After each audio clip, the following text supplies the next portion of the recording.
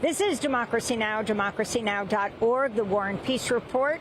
I'm Amy Goodman. We're broadcasting from Belém, Brazil, the gateway to the Amazon, where the UN Climate Summit is taking place.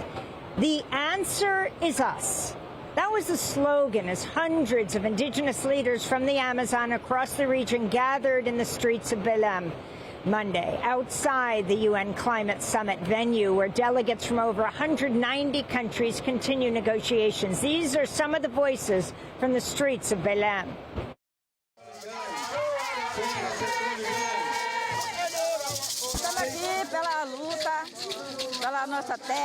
We are here fighting for our land, for our wildlife, for our birds that are facing extinction. We are here at this COP for results.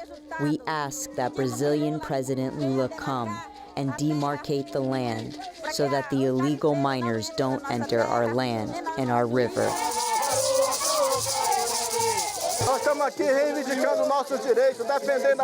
We are here claiming our rights, defending our forests, defending our animals, where we have survived all these years. We need to be recognized by the world as great guardians of the forest.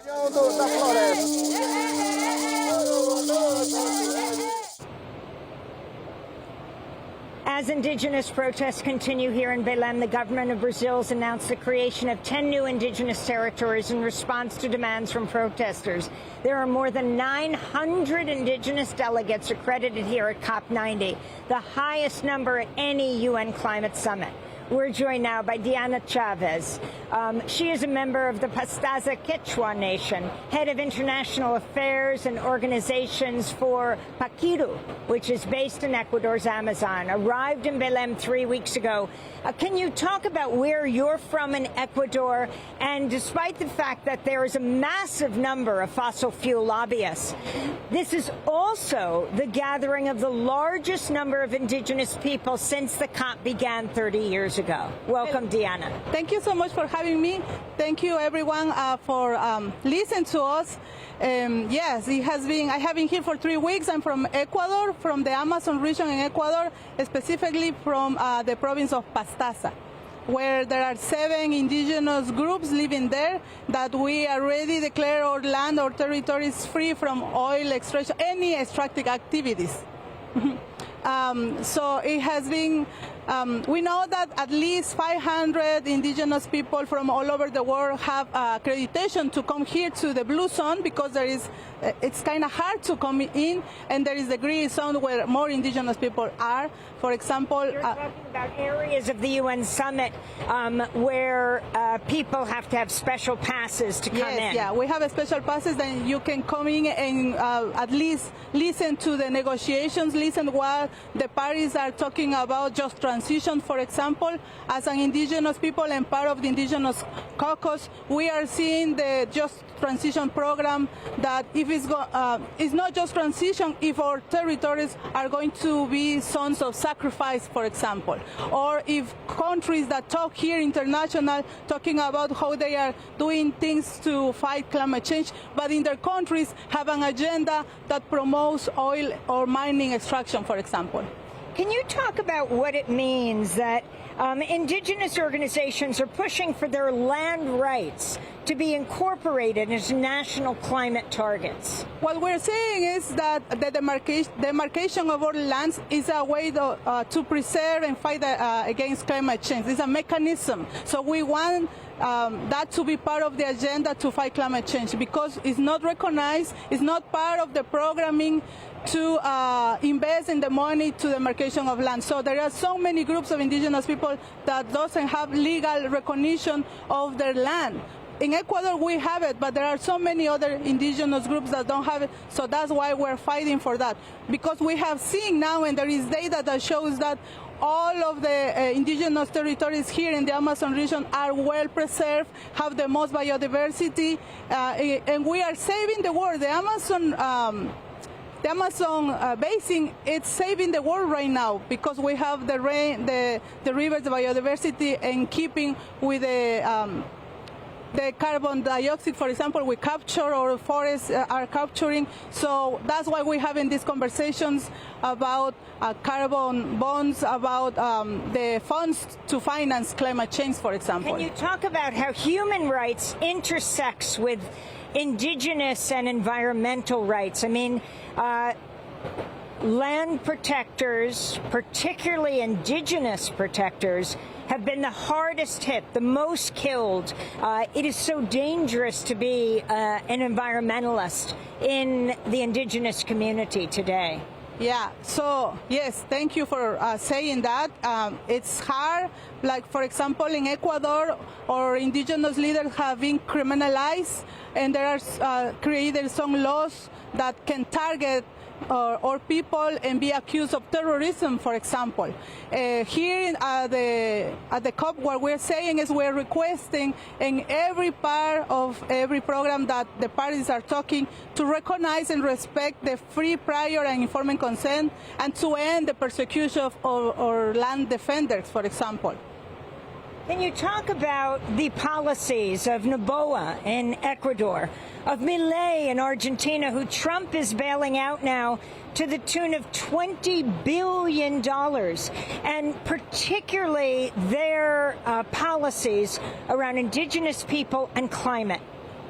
Yeah, looks like something is happening here in South America. There is an agenda behind these governments, this right that comes from the right wing.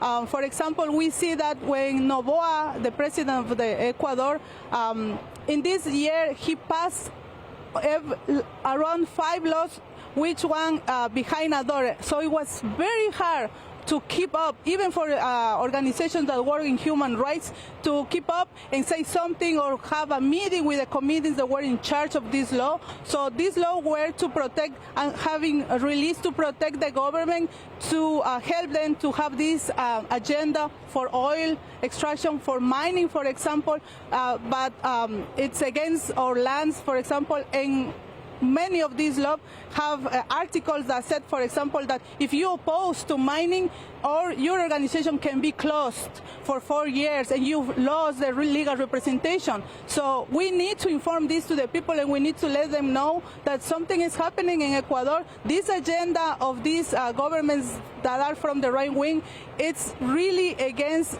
indigenous rights. Diana Chavez, we also want to ask you about the vote that just took place on Sunday, the referendum. Voters have rejected the proposed return of foreign military bases, including those operated by the United States. About 2/3 of votes cast in Sunday's election opposed the ballot measure backed by President Daniel Noboa, an ally of President Trump. Voters also rejected Noboa's attempts to rewrite the Constitution to weaken labor and environmental standards. Yes. People, I'm so happy, so happy. I was crying on Sunday that we won. The people in Ecuador said 4 times no. It was a clear rejection to this imposed decision. And I would like to mention that this was a victory, a dignity of our lives. This was for the people of Imbabura, the indigenous people from Imbabura, but because they were fighting and resisting for almost 1 month against the government. We have a march over there. And this referendum, the results of this referendum shows that at least this goes for the people that were killed during the protests.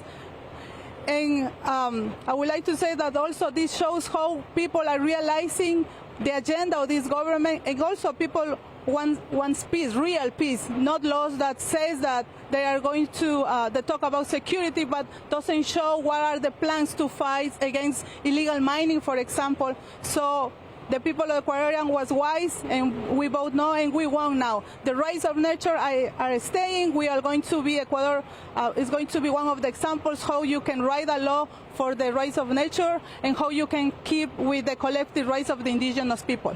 Can you talk about the markings, your tattoos, and their significance, and also the meaning of your beautiful necklace and earrings? Okay. Let me just say that we I have been here for 3 weeks, working and talking with the Indigenous caucus. All the Indigenous people from all over the world, the 7 social cultural regions, we met, we talked, and we have consensus. And we see that as Indigenous people, we can have a consensus, and it's hard to see how in the countries, the parties cannot get a consensus. So at least we're showing, because there is one thing that we are together and we're joined, is our land. So we're fighting to keep our territories in that way. And since I'm from the Amazon region, of course we use some ornaments that comes from the forest, and those are the feathers of some birds, the toucan birds. And these red things are seeds that help us to protect us from bad bites, for example. And of course, I'm using my face is painted with huito, that's how we call it in Quechua. That protects us also if we are going to the war, for example. This is a way to scare our enemies. Finally, I wanted to ask you about California and your connection to it. California, the world's 4th largest economy, a top importer of Amazon oil, particularly from Ecuador. How has this impacted the indigenous people of the Amazon? And talk about the campaign, California lawmakers seeking to curb imports from the Amazon. There was a large group of California legislators here. Yeah, thank you. Around 2 months ago, maybe, we were able to go to California, some of our representatives, and the Waurani people also, we were there. I would really appreciate that the Congress from California, they give us a voice, and we were able to talk about what you're just saying. So I know that they released a statement asking the government of California to check of how many the business that they're having with Ecuador, and at least to stop any oil that comes from the Amazon region, which is very good. So we like to say that about that. Well, I want to thank you so much for being with us. Diana Chavez is a member of the Pastaza Quechua Nation, head of international affairs and organizations for Paquiru, an indigenous organization based in Ecuador's Amazon.